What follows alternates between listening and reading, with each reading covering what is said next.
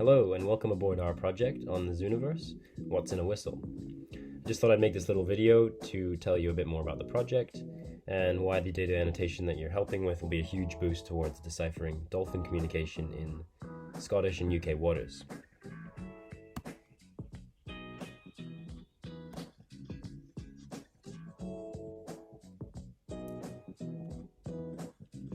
It's not that easy to spot whales and dolphins from a boat. Visual surveys for monitoring populations are the standard method for estimating the abundance and distribution of cetacean species, but they're costly, in time, money, and labor. Not to mention you need the weather on your side, which doesn't tend to happen here in Scotland. Luckily for us, whales and dolphins love nothing more than a good chat. They're highly intelligent, social, and vocal animals, and they produce sounds which can propagate miles under the sea. Using hydrophones, or underwater microphones, we can eavesdrop on them and record their vocalizations. The aim of this project is to develop a means of automatically identifying species based on the vocalizations they produce. This is called acoustic classification.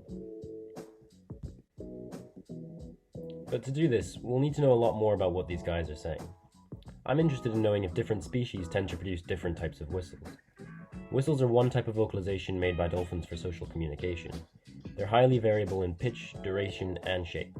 So here's an example of what a whistle looks like on a spectrogram, which shows the frequency and the amplitude of a signal over time. Here's some other examples of some whistles.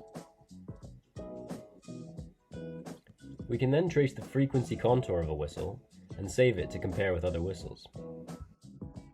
So great, now we've got this big chunky dataset of whistle contours, but even the cleverest of robots might feel a little bit at odds about what to do with all this data.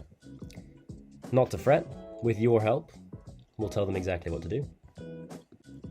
Bring forth the fancy Siamese neural network. A Siamese neural network is a deep neural network that can learn to judge similarity between images. For example, if presented with these three images, a well-trained Siamese neural network could tell us that the first and third images are similar, but the middle one is different.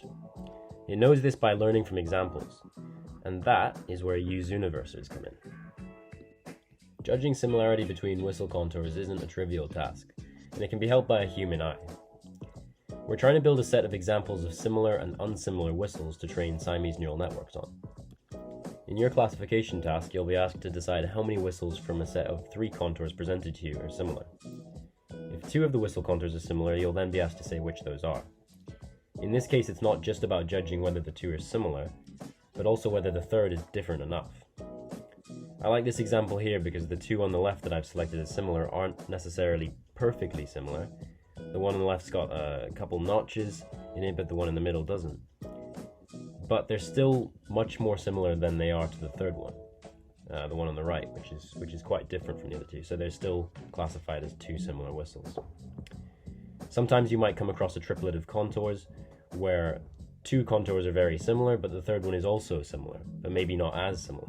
And so there's these tricky situations to judge similarity, and if you're ever unsure, just feel free to use the I'm not sure option, or even post a question about it in the talk forums to discuss with other people. So grab some coffee and do your best. Once we've trained these clever networks to understand dolphin whistle structure, who knows what we might uncover about dolphin communication next.